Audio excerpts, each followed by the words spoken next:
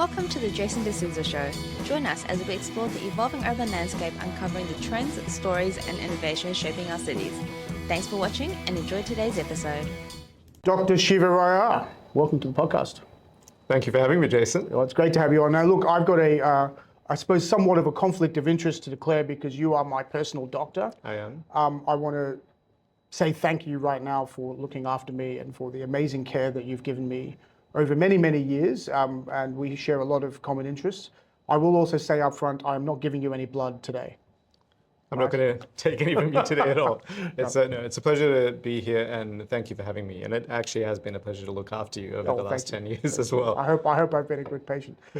Right, so lots to talk about, but I guess, we talk a lot about many different things when we catch up, but one of the things I'm really interested in is, what got you into medicine?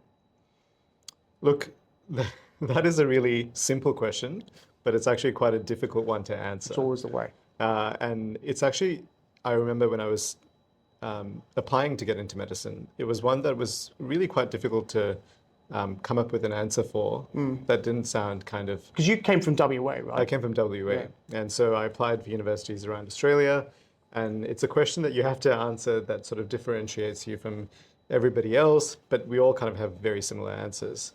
So I think, how I would have answered that question 25 years ago versus how I would answer it now is very different. And I think it's a little bit more introspective now I'm a bit more introspective now about how I would answer that question. And it's not... Does that come with age? Is that what it is? I think so. And maybe age and becoming more boring, potentially. Look, if I really dig down deep as to why I chose medicine, I think it comes from a place where, when I was younger, I wasn't really sure, where I would fit in the world, whether the world had a spot for me.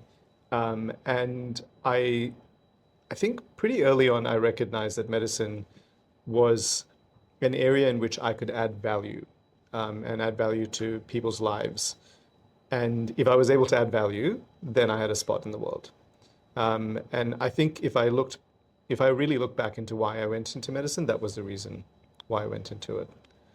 Because you felt that was your spot in the world. That's where you could create value. Correct. Interesting. Yeah.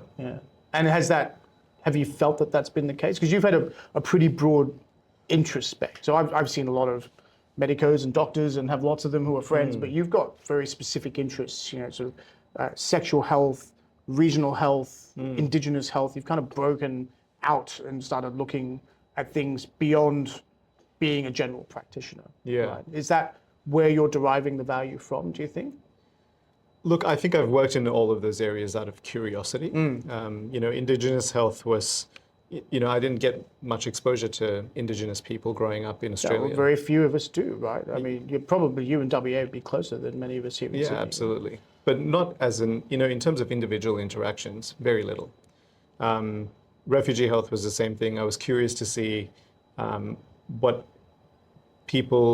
people were who were coming into Australia as refugees and what their experience was like. And so I got to see them directly off a boat, effectively, and in detention centers. Yeah. So I got to meet them and put a face to who this group of people were.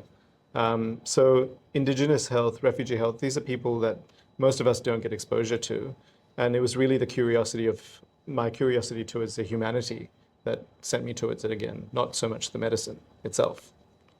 That's interesting. The humanity aspect of medicine, I think, is fascinating, right? Because I think it's such a vexed discussion we're having now globally around migration, and you have two schools of thought. One is an economic question around the validity of borders and the economic security of a country and the rights and opportunities for the existing population versus global disruption, war, pandemics, all that sort of thing that leads to mass migration. And I find that those of my friendship group who are involved in the care of people have a particular group view about humanity, and the others who are sort of involved in the more economic or business part of the world have a different view. It's pretty fascinating. Yes. About that. But you have come back still to, despite exploring those sort of curiosities, you've really focused on your GP career overall. You work in a pretty cool medical practice that isn't just a standard suburban medical practice, Holdsworth House. It has quite a diversity of views as well around things. How do you find that type of practice? Look, I really love working there. I've been there now for 9 years, and it has been a practice in which the environment is really beautiful for us to work in. Yeah, it's a beautiful place. Beautiful place, right? Like lovely art. There are actual windows in our rooms, which is great. That's right. So I get to see the sunlight. And the people who come to the practice also value the practice, and they value seeing us as practitioners. And so everyone who's there actually wants to be there. The people who work there and the patients as well. And I think that makes a really big difference in terms of career satisfaction. So the people I work with are also really great as well. And the medicine that we practice there is a little bit niche. So there's the general practice aspect of it, and then there's the sexual health, HIV medicine side of it. And that's given me a really nice balance between general medicine and then a subspecialty as well, which I've really been able to enjoy. I want to get into that because I'm quite fascinated by some of those issues. But just carrying on a little bit on the practice itself, do you find being a doctor, because as a doctor you're really an individual trader, right? Is that right? I know my friends who are specialists are sort of individual businesses. And one of the things they talk to me about is how when you learn to be a doctor, you learn about the medical part of it, but not necessarily the business part of it. And so I hear these stories of specialists who, graduate to being a specialist and they say, oh, I now need referrals. How do I get referrals? Oh, I know I've got to talk to this doctor, that doctor, this doctor, and I've got to buy them lunch. Okay, I'm going to buy them lunch. And as a doctor, this sort of commercial aspect seems like a bit of an anathema. Is that how you feel about things, or is it a bit different in GP practice? I think the business aspect of it is just simply about how you relate to people and how you treat people. So if you're trying to build up your business as a general practitioner, it's about how you treat your patients, and they will come back to you if you treat them nicely.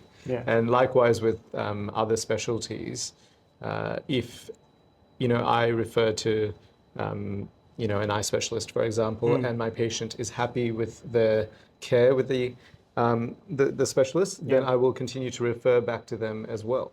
And how the specialist communicates with me in terms of being collaborative in our care for the patient makes a difference too. So it's really just about how you treat your colleagues and how you treat your patients, and it's a service industry at the end of the day. Yeah, well, I mean, I'm an advisor, I'm a corporate advisor, that's the same with us, right? It's entirely a service industry. I do think what's interesting with the specialist thing is how well they communicate back with the GP is important to me. So you've been my doctor for a long period of time. When you've referred me to a specialist, I tend to go back to you and say, hey, what has this guy or lady said? Is this, is this legit? Is it not? Not legit, but is it? Explain this to me in a layman's way. Right? I think that to me is the most important part of medicine, right? Because as a patient, I don't know anything about what you know about. I'm really needing to trust an advisor on how to manage my body and all that sort of stuff. And increasingly now my children, I have to ask their doctor, who is their mother's doctor, exactly what, there's nothing wrong with them, but, on sort of, on that sort of, actually you have treated my little one. You treated my middle child, Emma, when that's how we met, actually, I think. So when she cut her finger and had to have microsurgery.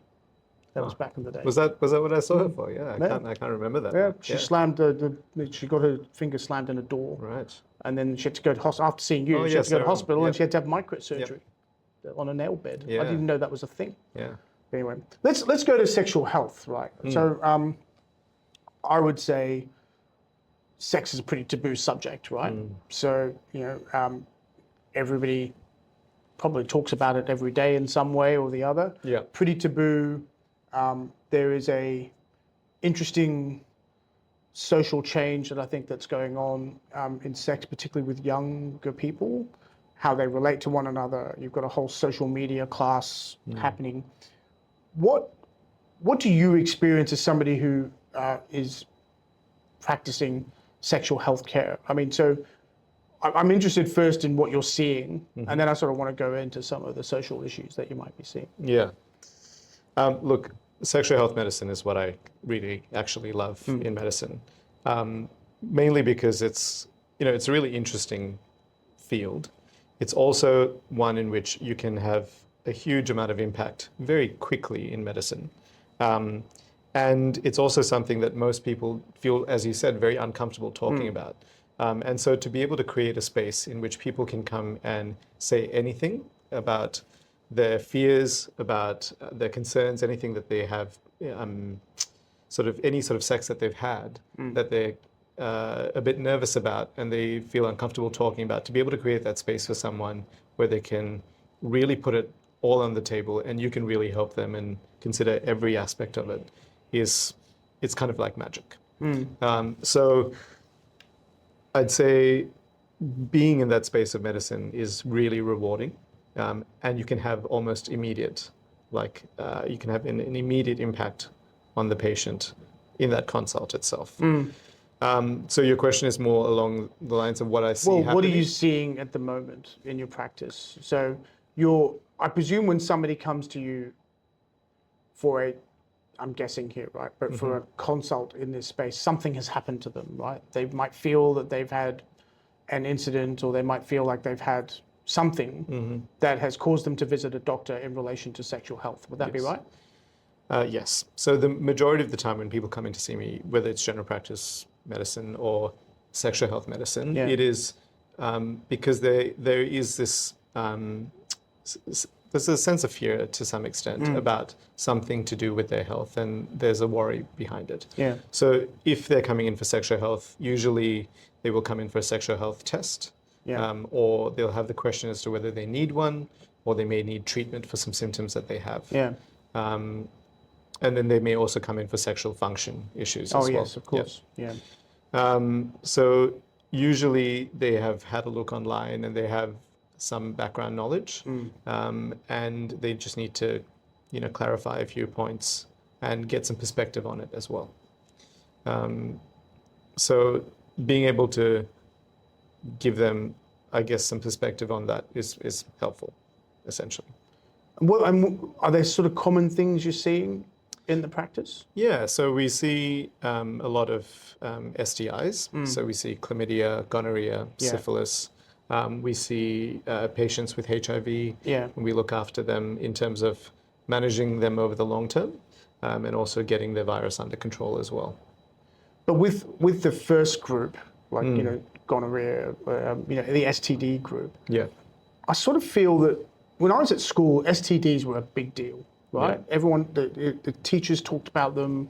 The risk of STD was a thing. Protected sex, you've got to have protected sex.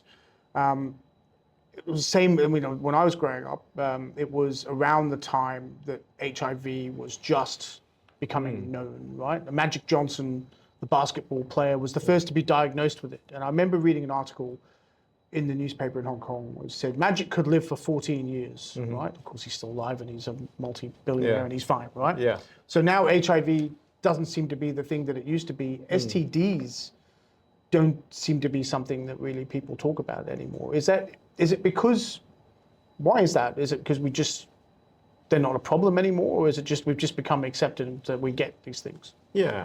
So look, firstly, I'd like to clarify that they're now called STIs. STIs, okay. Yes. So the distinction is that it's called an infection as not opposed a disease. to a disease. I see, okay. Right? Well, there you go, I've learned something immediately. Right. So I guess, it takes away a little bit of the negative connotation with disease, but also infections are generally treatable and manageable as well. So something like a syphilis or gonorrhea or any of those things you mentioned, chlamydia, are treatable and they can go away. Correct. Yeah, absolutely. Very easily, actually. So I think maybe you may not be moving in circles that are talking about STIs as much Me, I think it's probably right. Yeah. anymore, but they're certainly around. Yeah. And there's an increase in the number of STIs Yeah. that are being transmitted. So I think over the last 10 years, something like there's been a double in gonorrhea rates and tripling in syphilis rates in Australia. So we are seeing more STIs. So we're seeing more of them, right? more STIs. So it's not so much that we're not talking about it, it's just I'm not hearing about it, is what you're telling me. Right? So what is causing the increase in STIs? Look, at a very basic level, I'd say there's been a reduction in condom use. Yeah. So that would be a really simple So explanation. that goes back to when I was at school, you must use a condom, don't get your partner pregnant, all that sort of stuff. Yeah, correct. So despite the knowledge that condoms protect you, there's been a reduction in use. Correct. And is that because we're not fearful of STIs anymore? We can treat them, it's not a big deal? I think so. So I think people are a bit more educated about STIs than they were before. They know that it's treatable, they go get tested regularly, they get treated afterwards as well. I think we probably have more partners than we used to, maybe 20, 30 years ago. And so I think that combination of factors has increased the number of STIs that we have. I do agree with the number of partners thing, because I learned a new term the other day, body count. Body count. Yes. Right. So the idea, it's obviously another Americanism, but the concept basically of the number of partners you have is a question of body count, and therefore one of the questions a young person might ask another is, what is your body count? Right. Which, when I was dating somebody, I'm not quite sure I would quite be brave enough to ask that question, right? But and people are now deciding whether, you've had 35 partners, maybe this isn't a good idea. Yeah. Is there a reduction in the way of thinking about when people decide to couple up or not couple up or have partners, or culturally, do you think that's a movement there around that? Look, I'd say 35 is not actually that high a body count. Well, there you go. Okay. Right? So if you think about it, I think it's extremely high, right? So it depends on your age. If you're 18 and you've had 35 partners, that's probably a high body count. Yeah. But if you are 40 or 50, and you say you've been single for the majority of that time and you became sexually active at 18, so let's say that's 22 years. If you had sex with one person, a different person once a year, that would be 22 partners that you've had. Yeah. So if you've had two partners, then there's 44 new partners that you've had by the age of 40 if you've been single during that time. So it's not actually a huge number. It's quite easy to get up to 35. When you put it like that, but then you're talking about somebody in their 40s. These are people who are in their 20s, right? So a bit of a different game, right? Yes. 24 or 5, you've got 35 partners. I'm not saying, I don't know, but they might. Yeah. Yeah. And I find that really interesting, though, that the sort of fear of STIs with the rise of partners is not a thing. Or not less of a thing, because I remember growing up and thinking, wow, this because it was an STD back then, right? So it was more serious than an STI. That this was sort of a real concern, and I just wonder whether in the world of young people these days, it's sort of it's another infection. It's like the cold. I'll treat it. Yeah, I think sex and sexually transmitted infections have been destigmatized a lot over the last couple of decades. And I think people are less fearful about getting an infection, mainly because there are people like me that they can go and see to get tested and then get treated, and they can just carry on with their lives. So I think that's the point, isn't it? They can just carry on with their lives. It's not. HIV is a great example, right? HIV was magic could live for 14 years. It was a death sentence. Yes. It's not a death sentence. It's just a manageable infection. Yes. Is it now? Is that a disease or an infection? HIV. Oh, that's a good question. I'd say it is. It's not curable, is it? Yeah, it's not curable. Yeah. I don't know what the official definition would be, but I'd consider it an infection at this point, a chronic infection. A chronic, so that's the word, isn't it? Chronic. That's right. It's a chronic infection. It does have some repercussions, but for the large part, it is managed, if it's managed well, people can really live a life that is pretty much as long as somebody else who doesn't have HIV. Yeah. They have a few increased risk factors, But overall, they can, I have plenty of patients who've had HIV for a number of years, and they live very normal, healthy lives. Yeah. Yeah. They've just got to manage it in the right way. Well, usually they either have to just take one tablet a day or get a couple of injections every 2 months. That's their treatment now. What has changed in HIV medicine that has made it easy to manage? Is this retroviral drug, is that part of it? Yeah, so it's one of the areas of medicine that is constantly developing, and at a pretty rapid rate as well. Even in my time in HIV medicine, which has been about 12 years, or 12 to 13 years now, the changes that have happened in that time itself are remarkable. The main thing, I suppose, is that people generally just take one tablet a day to manage their HIV. And if they take that tablet every day, then their viral load is suppressed. And if they have sex with someone without a condom, they won't transmit it. They won't transmit it? If their viral load is undetectable. Okay. Which the majority of people generally are if they're well managed. And then if they take their antiretroviral every day and their viral load is suppressed, then the health repercussions are very, very low. So they need to have, checks for cancers and for heart disease and which are secondary effects of the drugs. Yeah, there's this theory that this sort of chronic inflammation from HIV can put them at an increased risk, and so we have to monitor for a few extra things. But overall, they're living life very normally. Yeah. How often do you need to see a person with HIV? Do they come in once a month, once a year? What do they do? I would see my patients every 4 to 6 months. Every 4 to 6 months. So it's really not that much of an imposition in the end, really, isn't it? It's fascinating, the change, isn't it? Yeah. Because again, when I was at school, this was a death sentence. Yeah, right? And really, absolutely. But what is the incidence of HIV in Australia overall? Is it on the rise like other STIs? So the incidence of Australia, in the rate of HIV in Australia, new diagnoses are actually dropping. Are dropping? Yeah. So isn't that interesting? Yeah. So STIs generally are up, but HIV is down. Yeah. So at the moment there are around 700 new cases in Australia per year. Per year. Yeah. Okay. And that's like in the grand scheme of things is not very high, or? So in the world, I think the rates are around 1.3 million. Okay.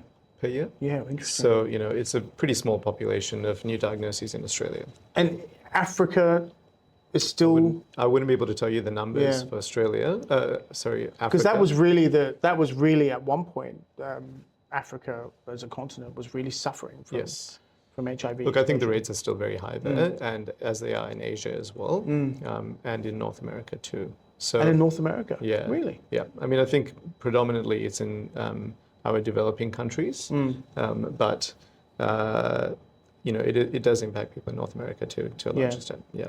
But I mean, I presume in Africa and Asia, so we're an advanced economy with with a well-funded healthcare system. So the drugs are available. Yes. But I presume in Africa it's a bit of a different case. Yeah. So that that means viral load is high, and therefore it spreads faster. And I think it's different in each country in Africa as well. They have different governments and different levels of funding. Different to manage these sorts of things. Yeah, absolutely. There's plenty of other things. Although it was interesting, I was reading an article saying that COVID in Africa and India was bad. It was bad everywhere, but it was a little bit better because their ability to handle viruses was better. Right. Which I found fascinating. Yeah. Because everything they're exposed to so much in developing countries already. Yeah. But, how true that is, I'm curious to see. But yeah. Yeah. I mean, I do think that they probably developed some level of immunity fairly early on because of their high density populations, their lack of access to things like masks, perhaps. Yeah. So they probably all got COVID a lot faster than we did. They did, in fact, get a lot faster, and so it spread through fast, and they got immune to it, or as immune yes, as you can be. But there were a lot of deaths as well, a lot more deaths than we had in Australia. So to be expected given the conditions. Yeah. I want to get to COVID in a second too, but just back on sexual health, because one of the areas I'm sort of interested in as well is sort of young people and how they are relating to sex, right? So one of the interesting things that I look at now is when we were growing up, and you're younger than me, but unfortunately there are people younger than you now, and so social media is a far bigger influence than when either of us were growing up, right? And you have a situation now where more and more young people are finding themselves in online environments that looking at material that is not realistic. So I think of online porn being a good example. More and more articles, more and more news, more and more journal articles about people learning about sex through porn, which is not a realistic environment by any means. Yeah. And then relating to one another after seeing that type of experience and being exposed to it a lot earlier in life than say we would have been. Because when I was growing up, it was not exactly easy to access that type of material. Right? It's certainly a lot easier now. And same for, and I think the principle applies same for boys and girls, which is sort of learning how to relate to one another, or whatever sexuality you might be, learning to relate to one another. If you're learning that from online porn, I would say that sort of compromises the way you relate to one another. And then you take it further and you think of the dating app scene and sort of Tinder and hookup culture and all that sort of stuff. What are you seeing in your practice? Are you seeing do young people come and see you and talk to you about this stuff? Or is that not your patient group, really? It depends on what we define as young people. Yeah. I'd say someone in their early 20s. Yeah, I'd see people in their early 20s. I think there is a lot of anxiety around sex, mainly because of a worry about what people's sexual partners might expect of them. Yeah, right. So that's really where I wanted to go, which is, so a young person comes to see you and they raise that issue, like what is expected of me in sex. That's fascinating.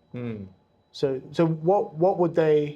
how do they even raise that with you? I mean, I find it difficult to raise issues with you when I see you, right? And I'm an adult. Yeah. How does a young person do that? Well, I think they'll indicate that they're having some difficulties with sex. And then it's sort of up to me to sort of ask. Pry it out of them. Yeah, that's right. So to ask relatively open-ended questions, and sometimes they're not open-ended, they are very direct. But it gives them an opportunity to answer the question if they want to. And then to try and explore perhaps where some of those issues have come from. So it takes a bit of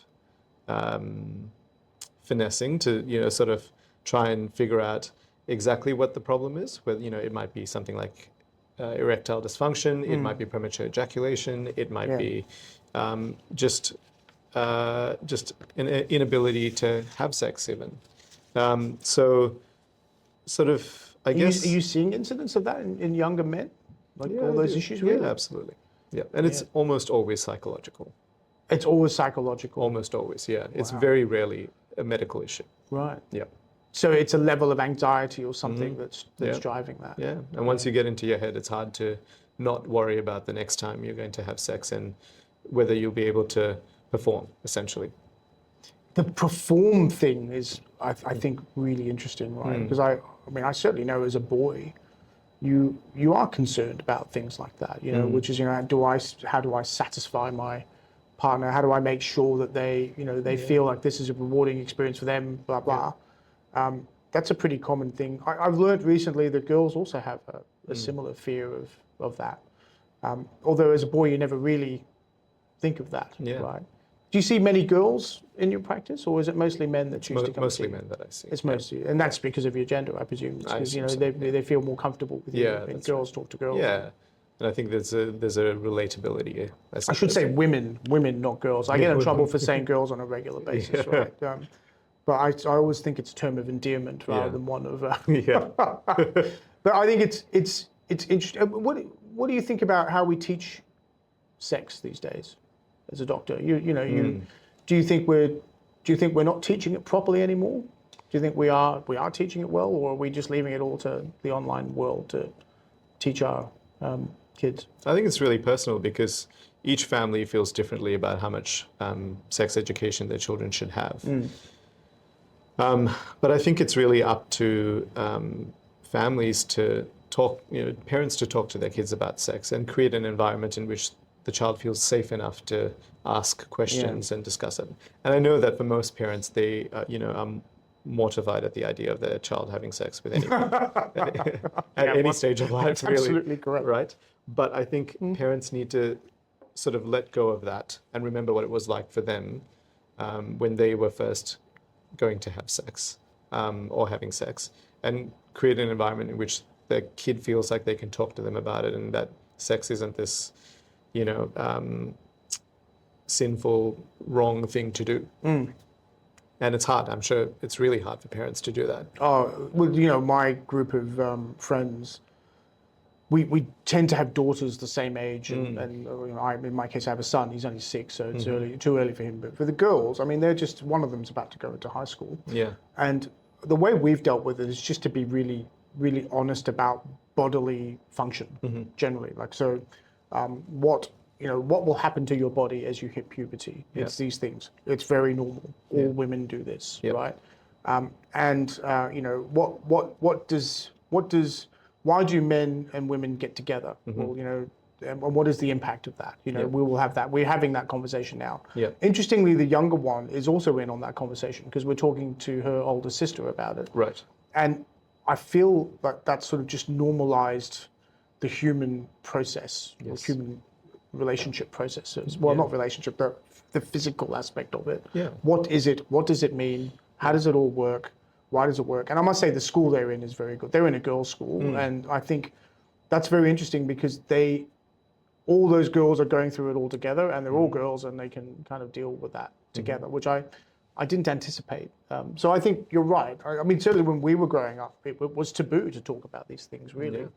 And somehow we learnt about it, I suppose. But it is.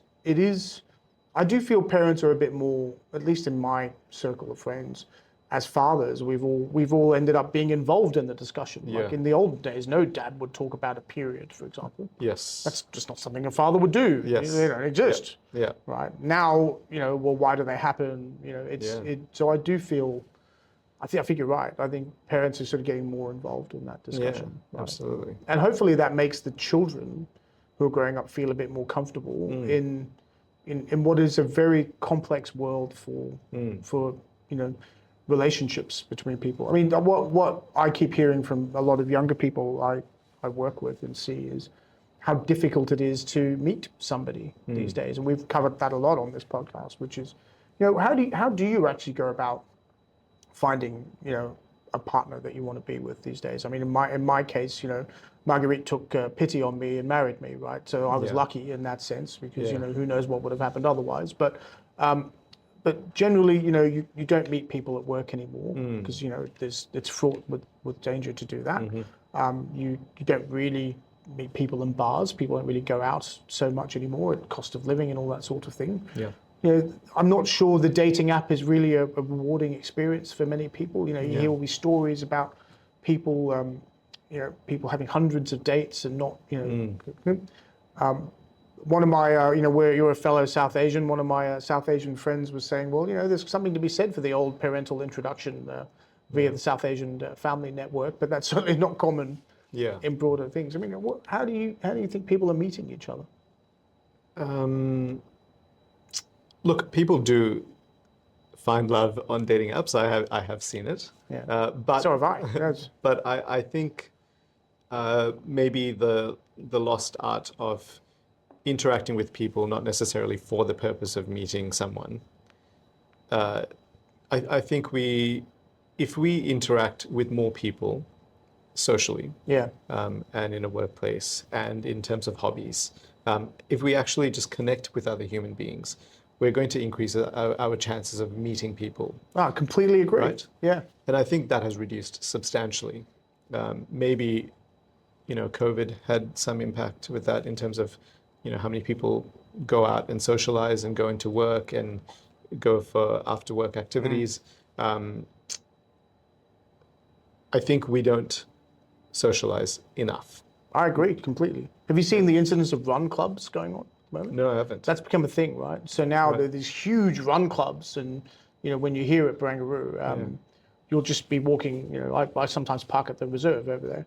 Yeah. You'll have this literally kilometre of people run by you with this booming dance music, and one of the reasons for that is people are using run clubs to meet each other. Yeah. Right. because you're right. You know, we don't really do church anymore, so that's not a thing.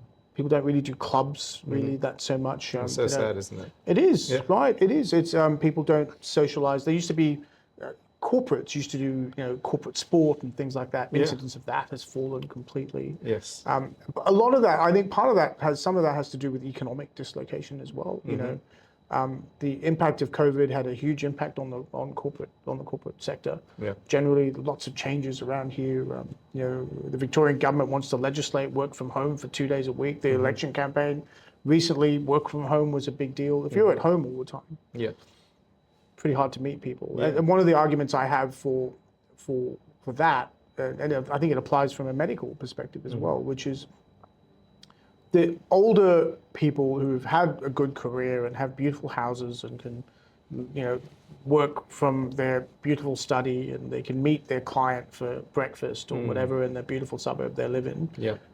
is great. And then what a lot of those guys are doing, or girls, or women in that case, is sending an email back to the office where all of their staff are, or maybe they're all in their own homes and off they go working away. That's not a collegiate work environment, Yeah. right? And so the young people of tomorrow are not being trained the way I was trained, or where you have a corporate mentor above you, sort of teaching you how to do things. And I think, I have no evidence for this, but I would say that will have a profound impact on the health of people. Because I don't believe that being socially isolated is necessarily a good way to be. Yeah. I wholeheartedly agree with you on that. And what I don't know is how you get out of it. Well, you start socializing, you start connecting with people, you start going into work when you can, and you think about things that have piqued your interest before and you haven't sort of pursued it, whether it's a sport or whether it's a run club or whether it's a book club, anything where you actually meet new people outside of your current social circles, and you make an effort to be responsible to make that interaction sort of meaningful and fruitful. I think we often rely on other people to make us feel comfortable. We forget that we can actually make other people feel comfortable. And then it's a bit more of a give and take after that. Yeah, that's an interesting perspective, right? We can contribute to them as much as they contribute to us. I think that is a lost art, I've got to say. I think that is very much lost. And look, I think as well that the nature of work has changed a lot. The whole rise of the gig economy as well.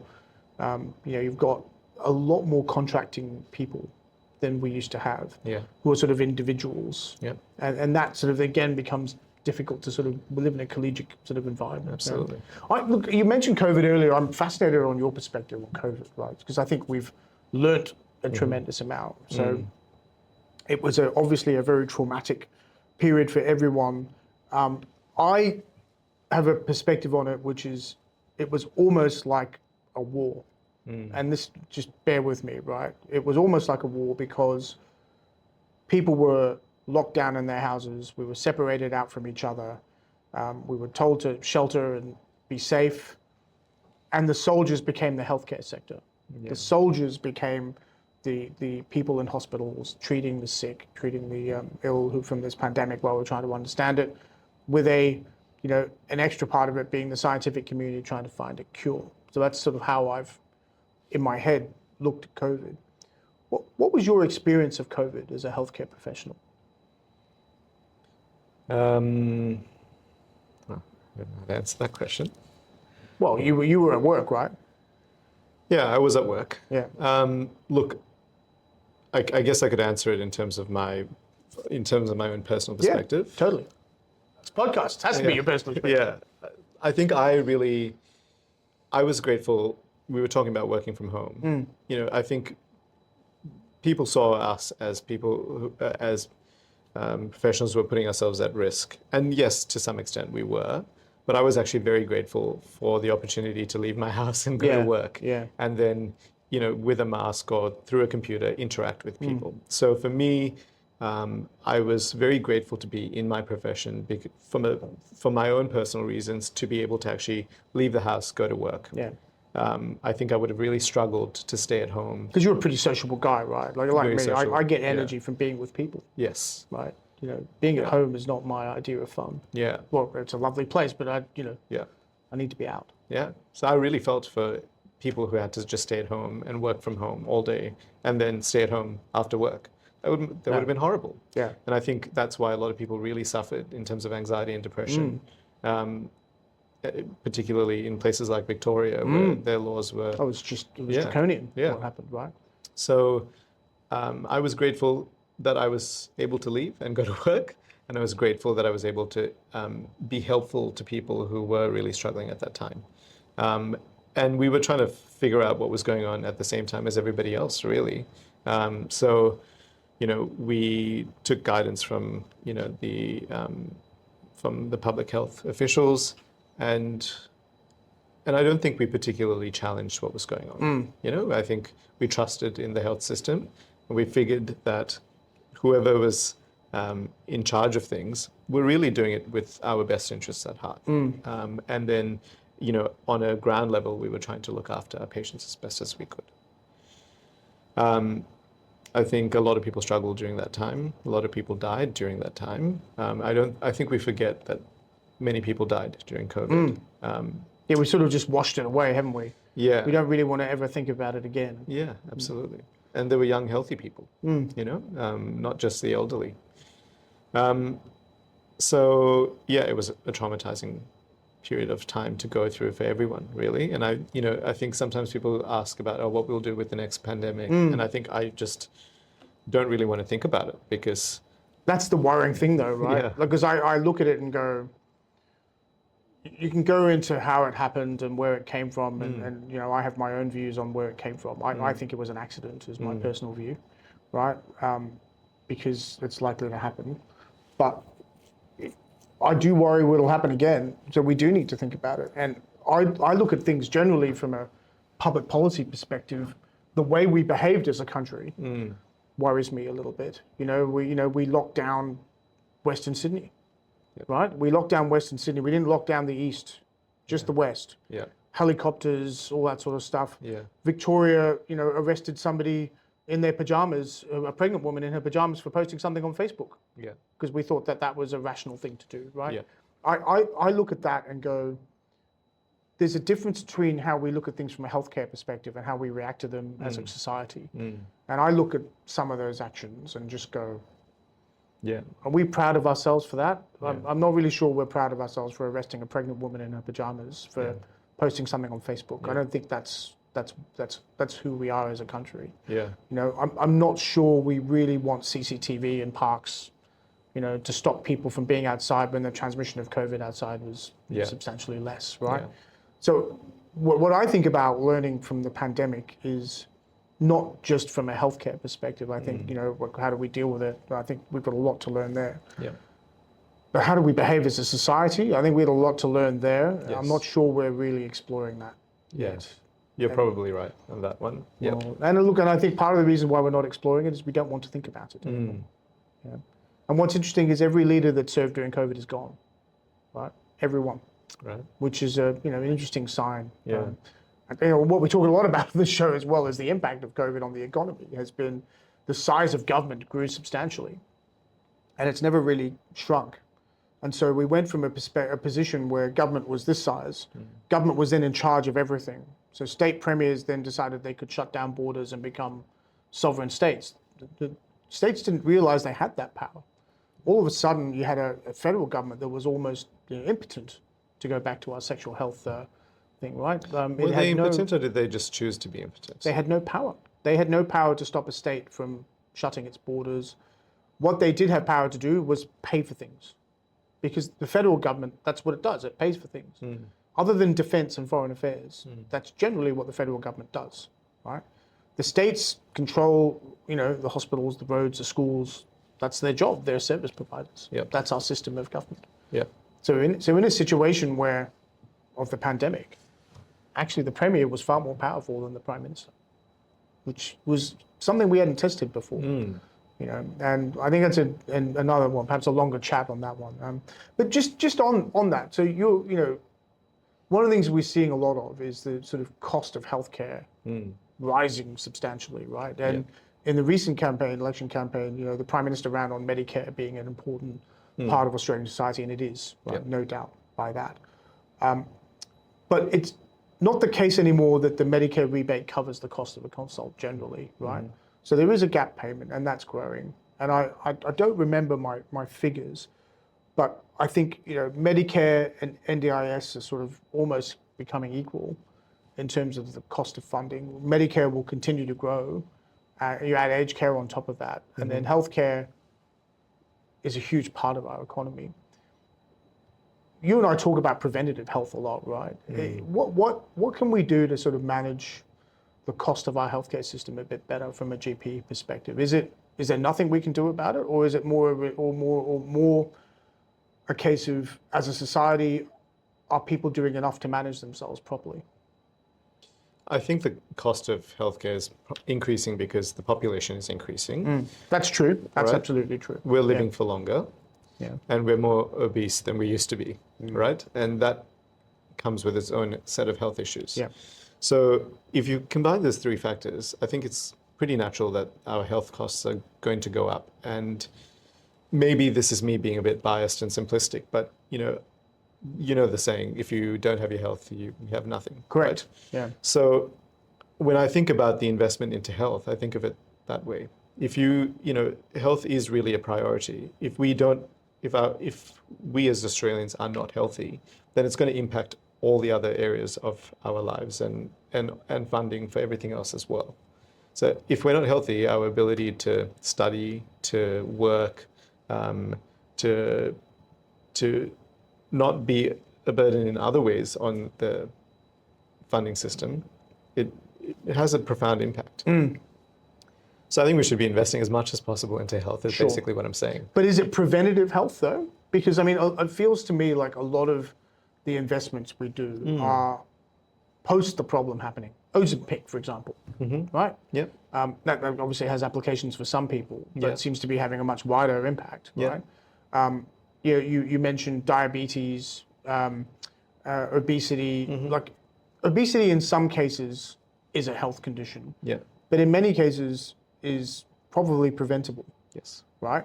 So I wonder whether, and this is what I'm testing you on, a pathway to reducing healthcare costs is to get in there a lot earlier. Right. So there's prevention at different levels. So there's prevention when you're completely healthy. So if you are, you've got good health literacy and you know what to look out for and what to test for and how to manage your health in terms of diet and exercise and looking after your mental health before anything becomes a problem. That's the earliest stage of prevention. Perfect time to for all of us to get care. But if you look at diabetes, for example, an early diagnosis of diabetes and having access to healthcare then and regular monitoring and medications then prevents the diabetes from actually happening. Correct. So that prevents someone from having a heart attack or a stroke or diabetic retinopathy or kidney disease. So there's prevention even at that stage with a new diagnosis of diabetes. Medications like the ones you just spoke about, like Ozempic, there's even prevention in that stage. So when you're treating someone for obesity, you're treating them for all of the complications, as a preventative for all of the complications that result from obesity. That could arise as a consequence of obesity. Correct. Yeah. So if you can have access to healthcare, so general practice, very easily at that point, then that has some really significant long-term benefits. If there's enough funding for emergency departments where someone's presenting and the emergency department's not overrun and they have the actual time and ability to see the patient and diagnose something and put them on the right path early on before they have to come back again or an adverse event happens, then there's advantages to funding just at that basic level of healthcare, which is general practice. You see general practice though as sort of the first line of defense. Is that how you sort of see it? I see it as the first port of call. The first port of call, okay, when a problem arises. Yeah. Yeah. So you want to be able to go and access general practice, before the problem arises and at the very early stages of it as well. That can prevent someone having to present to an emergency department. Yeah. Interesting, isn't it? I always see general practices. I understand that concept of the first port of call as well. Because I think when you see your doctor as well, your doctor often says, look, you're not doing this or this or this, right? You need to stop eating that stuff, Yeah. right? Which is not something you ever say to me, obviously, right? We'll have to. Mainly because I'm guilty of doing some stuff. That's right. Yes. Well, we like similar food. It's been great having you on, and it's so good to spend some time together. But before we end, I wanted to say to you, if you had 3 things that you'd like to see in your field, whether it's a patient thing or something you want to see in the country or whatever it is, what would they be? In my field? Or anywhere. You're outside of being a doctor. It could be anything you want. Yeah. I would like to see people taking the time to connect to other people more, whether it's on a professional level or a personal level, and to be genuinely interested in each other. I think that has massive health benefits and mental health benefits, personal benefits. So I would really like to see more of that, and I'd like to see us really prioritize that. I think that is the value of that is underestimated. I agree totally. And I would like people to really focus on their health, as in to focus on making their health a priority above everything else, particularly work. So, right? Yeah. We often put our health on the, we leave it on the bench basically, and just manage everything else as a priority first. Yep. And I think if we could start to prioritize that, we would all be in a much better place. I think those are the 2 things I would say I'd like to see. Well, good. I agree with both of those things, and I'm not guilty of either of them. Dr. Shiva Rayar, thank you so much for being part of the podcast. Thank you very much for having me. I really enjoyed it.